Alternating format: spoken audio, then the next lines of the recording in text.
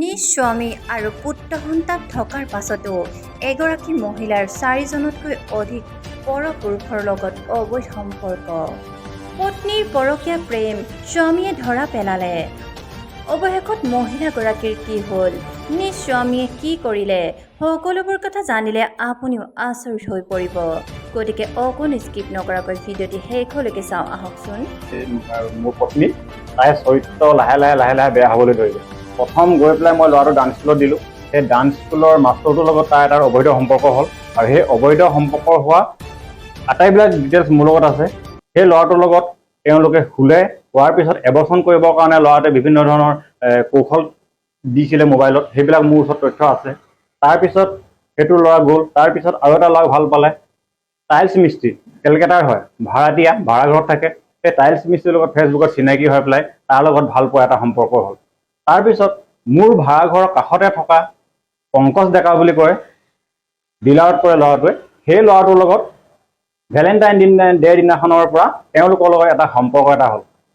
মোৰ ওচৰতে থাকে কাৰণে মই ইমান সন্দেহ নকৰোঁ, অহা যোৱা চলি থাকে, কিন্তু ভিতৰি সিহঁতৰ কিছুমান সম্পৰ্ক গঢ়ি উঠিছিল আৰু সেই সম্পৰ্কবিলাক মোৰ ইয়াত আছে। যদি তেওঁলোকে নহয় বুলি কয়, মোৰ ওপৰত তেওঁলোকে আইনী ব্যৱস্থা ল'ব পাৰে। মোৰ গোটেই তথ্যখিনি মই আজি 4 বছৰ দিন মই ৰাখি থৈ দিছোঁ।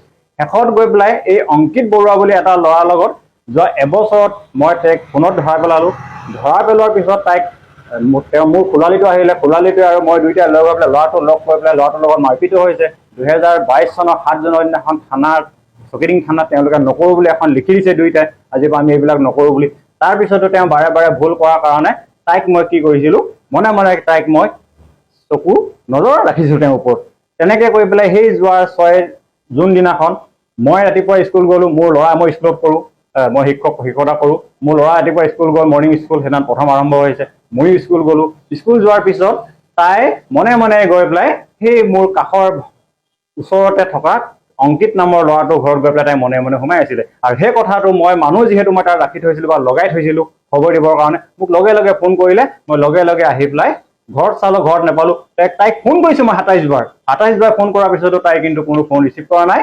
শেষত গৈ পেলাই মই ল'ৰাটোৰ ঘৰত সোমাই পেলাই দেউতাকক সুধিলোঁ। দেউতাকে কৈছে, নাই তুমি পগলা হৈছে নেকি? মই বোলো মোক ফোন কৰিছে, ইয়াত সোমাইছে বুলি কৈছে, 2-3জন প্ৰত্যক্ষদৰ্শী আছে বোলো, মাতিম নেকি তেওঁলোকক? তেনেকৈ তেওঁলোকক লৈ আহিলোঁ। আপুনি ভিতৰত চাওকগৈ বোলো, ভিতৰত সোমাই আছে ল'ৰাটোৰ ৰুমত।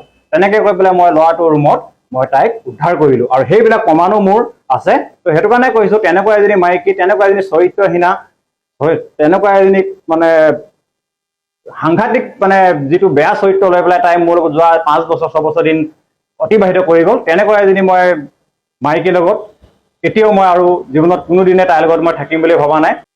মোৰ পত্নী বুলি ক'বলৈ লাজ লাগিছে। চৰিত্ৰহীনা মোৰ যি পত্নী, এই পত্নীৰ লগত মোৰ কোনো ধৰণৰ সম্পৰ্ক নাই আৰু মই ভৱিষ্যতে তাৰ লগত কোনো ধৰণৰ সম্পৰ্ক নাৰাখোঁ। সেই কথাখিনি আপোনালোকৰ মই মিডিয়াৰ আগত অৱগত আজি কৰিম।